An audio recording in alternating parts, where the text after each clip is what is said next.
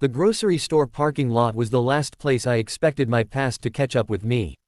I was loading bags into my trunk, the reusable ones I'd bought in a fit of environmental consciousness that Ryan had always rolled his eyes at, when I heard my name. Not shouted, not called out across the distance, just spoken with that particular warmth that made me freeze mid-motion, a bag of apples suspended in my hands. Sarah. I turned slowly, already knowing who I'd see but needing that extra second to prepare myself. Margaret stood 3 feet away, her silver hair shorter than I remembered, cut into a practical bob that framed her face. She wore a cardigan despite the mild October weather, her hands clutching her purse strap like it was anchoring her to the earth. "Hi," I managed, setting the apples down carefully in the trunk, buying myself another moment. We hadn't spoken since the breakup.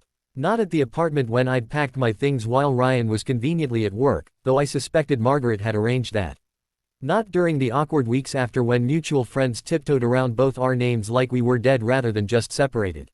Not at the coffee shop where I'd seen her once from across the street and had walked an extra 3 blocks to avoid passing by. It had been 8 months of careful avoidance in a town just small enough to make that difficult and just large enough to make it possible. "How are you?" she asked, and I could see her eyes already glistening in the afternoon light. The question felt enormous. How was I? I was living in a studio apartment that cost too much. I was working overtime to afford it. I was going to therapy every Thursday at 4:30. I was learning to cook for one. I was okay. I was not okay. I was getting there. I'm good. Really, I said, and it wasn't entirely a lie. "How are you?" "How's?" I stopped myself, the name catching in my throat like a stone. "He's fine. He's seeing someone." She said it gently, carefully, like she was worried the information might shatter me into pieces right there between our cars. It didn't. That's how I knew I'd finally turned a corner I hadn't even realized I was approaching. There was a time, maybe 4 months ago, when hearing that would have felt like a punch to the stomach. When I would have gone home and stalked social media for hours, trying to catch a glimpse of who she was, this person who got to have what I'd lost. But now, standing here with Margaret watching me with worried eyes, I felt only a dull ache, familiar and almost comfortable in its muted presence. "That's good," I said, and meant it. "I hope he's happy." Margaret's face did something complicated then, an expression I couldn't quite read. Relief maybe, or sadness, or some combination of emotions that didn't have a simple name. She took a step closer, then another, and I could smell her perfume, that same floral scent she'd worn to every Sunday dinner, every holiday, every important moment of the 3 years I'd been woven into their family. Then suddenly her arms were around me. I stiffened for just a moment, caught off guard by the contact, by the way her small frame pressed against mine with surprising strength. Then I returned the embrace, my hands finding their familiar place on her back, and it was like no time had passed at all. Except everything had passed. Everything had changed. She was trembling slightly, and I realized she was crying, not sobbing, not making any sound at all, but those quiet tears that come from somewhere deep and true. The kind of crying you do when you've been holding something in for too long and suddenly there's permission to let it out. We stood there in the middle of the parking lot, between a Honda Civic with a cracked taillight and my decade-old Subaru that needed an oil change. Cars pulled in and out around us. Someone's cart rattled past. The world continued its relentless forward motion while we held onto each other like we were both drowning, like this hug was a life raft in the middle of an ocean we hadn't asked to be thrown into. I felt my own tears starting, hot and unexpected.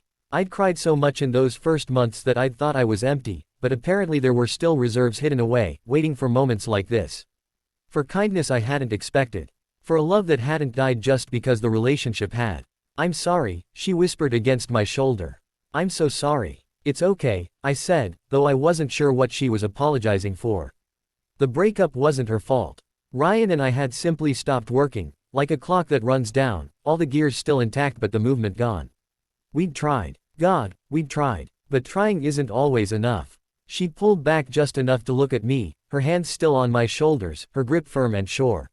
Her eyes were red-rimmed, mascara smudged slightly at the corners, and she looked older than I remembered. Or maybe I was just seeing her clearly for the first time in months, without the filter of avoidance and intentional forgetting. She glanced around quickly, as if checking to see if anyone was watching, then leaned in close. Her voice dropped to barely more than a whisper, intimate and urgent. "I always liked you," she said, each word deliberate and weighted with meaning. "I hope you find true happiness." The words hit me like a wave. Simple words, common words, but coming from her, in this moment, they felt like absolution. Like permission. Like a blessing I didn't know I needed. My throat tightened, emotions swelling up so fast I could barely breathe around them. During the 3 years Ryan and I were together, Margaret had become something like family, maybe more like family than my own mother, if I was being honest.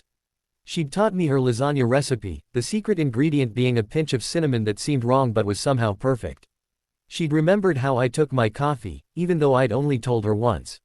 She'd asked about my mother's health when she was sick, sent a card without being asked. She'd saved a seat for me at their table, literally and metaphorically. The breakup hadn't just cost me a partner, it had cost me her too.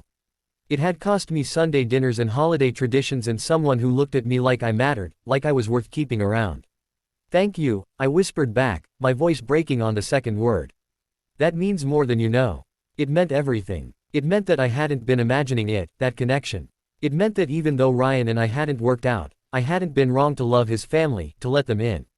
It meant that I was worth liking, worth caring about, even now when I felt like a failure at the one thing that was supposed to matter most. She squeezed my shoulders once, firmly, like she was trying to transfer strength directly through her palms. Then she let go, stepping back and wiping her eyes with the back of her hand. She gave me a watery smile, the same smile she'd given me the first time I'd met her, when I'd been nervous and young and desperate to make a good impression. You take care of yourself, she said, her voice still thick with tears but steadier now. You too, Margaret. I watched her walk to her car, that familiar slight limp from her bad knee that she refused to get looked at, too stubborn and too practical to worry about herself when there were other things that needed doing. She didn't look back. Maybe that was kindness too, giving us both a clean ending to this unexpected encounter. I stood there for a long moment. After she'd driven away, my chest tight with a strange mixture of grief and gratitude, loss and gift all tangled up together until I couldn't tell where one ended and the other began. When I finally climbed into my car, I sat in the driver's seat without starting the engine. My hands rested on the steering wheel, and I stared through the windshield at the ordinary scene before me. Shopping carts, parked cars, people loading groceries and living their lives. The afternoon sun cut through the clouds in golden streaks, autumn light that held both warmth and the promise of coming cold. I thought about happiness, not the idea of it, not the Instagram version or the romantic comedy version, but the real thing. The messy, imperfect, still figuring it out version. The kind that maybe didn't look like I'd thought it would. The kind that might be smaller and quieter but no less real. And for the first time in months, maybe since the breakup, maybe since even before that, I thought I might actually find it. Not today, not tomorrow, but someday, in ways I couldn't yet imagine. I turned the key, and the engine rumbled to life. I pulled out of the parking lot carefully, checking my mirrors, following the rules, doing everything right. And I drove toward whatever came next, carrying Margaret's words with me like a talisman, like a promise, like permission to keep trying. The light ahead turned green, and I pressed the gas, moving forward because that's all any of us can really do.